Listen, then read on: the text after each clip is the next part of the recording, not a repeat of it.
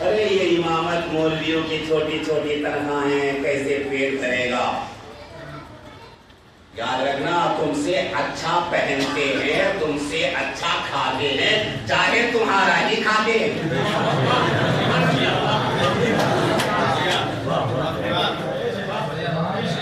بات سمجھ میں آئی نہیں ہے؟ اس لیے کہ اگر ہماری دعوت میں کسی کے ہاں ہو امام صاحب کی، تو آپ کی ہوم منسٹر کہے گی کہ آج امام صاحب کی دعوت ہے، روز روز منگا لو۔ پتہ یہ چلا کہ یہ مولوی، یہ علماء، ان کو حقیر مت سمجھا کرو۔ کیسے پیٹ بھرے گا، کیسے پیٹ بھرے گا؟ میں تو کہتا ہوں کہ عوام میں بہت سے لوگ 40 سال کے ہو گئے، وہ لوگ یہ سوچتے ہیں کہ داڑھی رکھ لیں گے حافظ جی ہو جائیں گے تو شادی بیاہ نہیں ہوگی۔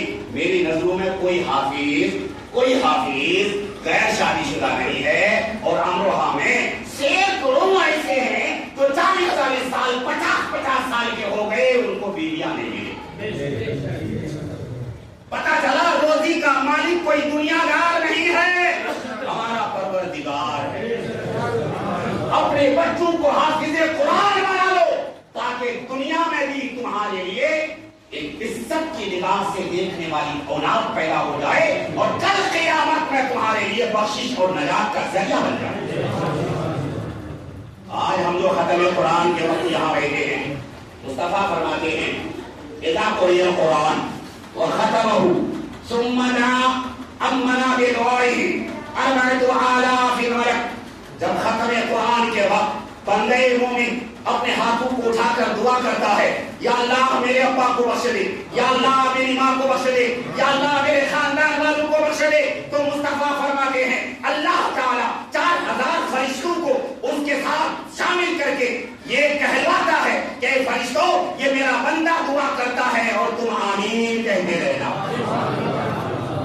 وہ فرشتے آمین کہتے ہیں، اس لیے مصطفیٰ فرماتے ہیں الدعاء تبدل القضاء والصدقۃ ترد البلاء۔ صدقے سے بلائیں ٹلتی ہے اور دعا سے موت بھی ٹل جاتی ہے، دعا سے موت بھی ٹل جاتی ہے۔ ہر مومن کی دعا قبول ہوتی ہے۔ سبحان اللہ، محبت سے بولو سبحان اللہ۔ ہر مومن کی دعا قبول ہوتی ہے۔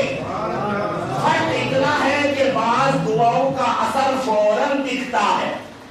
میں عام بولی بول رہا ہوں تاکہ سب سمجھ لیں۔ بعض دعاؤں کا اثر فوراً دکھتا ہے، بعض دعاؤں کا اثر دیر سے دکھتا ہے، اور بعض دعائیں اللہ معلق رکھتا ہے کل قیامت کے دن بدلہ دینے کے لیے۔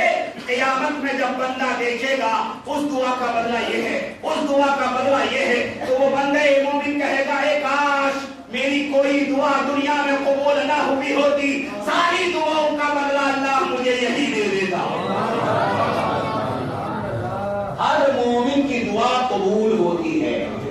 فرق اتنا ہے، 1 سال کا بچہ آپ موم بتی جلا لیں اور بچہ آپ کی طرف بھاگے گا، آپ کو لے لوں، موم بتی کو چھو لوں، آپ دیکھیں گے موم بتی کو اس بچے کے حوالے نہیں کریں گے۔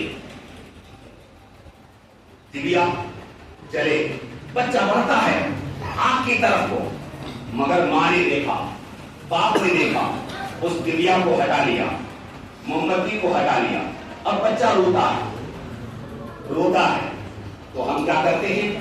غبارہ دیتے ہیں بدلے میں، کھلونا دیتے ہیں کہ بیٹے یہ آگ تیرے کھیلنے کی چیز نہیں ہے، یہ آگ تیرے کام کی چیز نہیں۔ بچہ آگ کی لپٹ کو دیکھتا ہے، آگ کی چمک کو دیکھتا ہے، ظاہری چمک دمک کو دیکھ کر اس کو چھونا چاہتا ہے، اسے سینے سے لگانا چاہتا ہے۔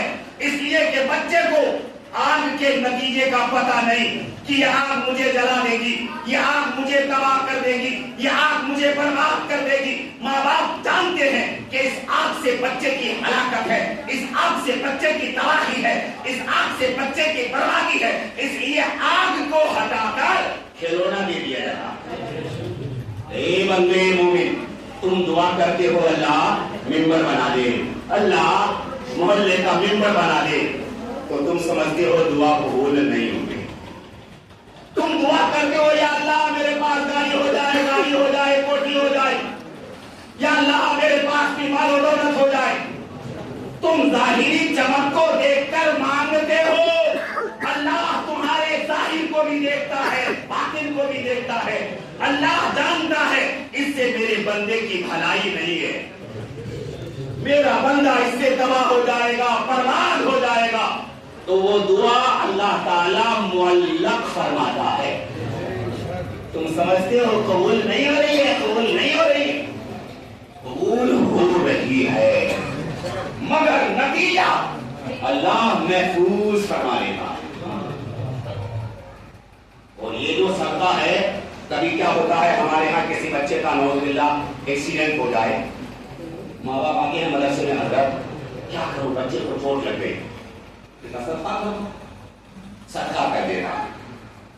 مگر یاد رکھنا پریشانی آنے کے بعد صدقہ کرنا برا تو نہیں ہے, مگر صدقے کو ڈھال بنانے کا حکم ہے. ڈھال کا مطلب یہ ہے کہ پریشانی آنے ہی نہ پائے, پہلے ہی دے دیا کرو تاکہ پریشانی ہی نہ آئے. یہ جو اٹھ کر آپ 150 روپے امام صاحب کو, حاجی صاحب کو مجھے دے رہے ہیں, یہ سب بھی صدقہ ہی ہے.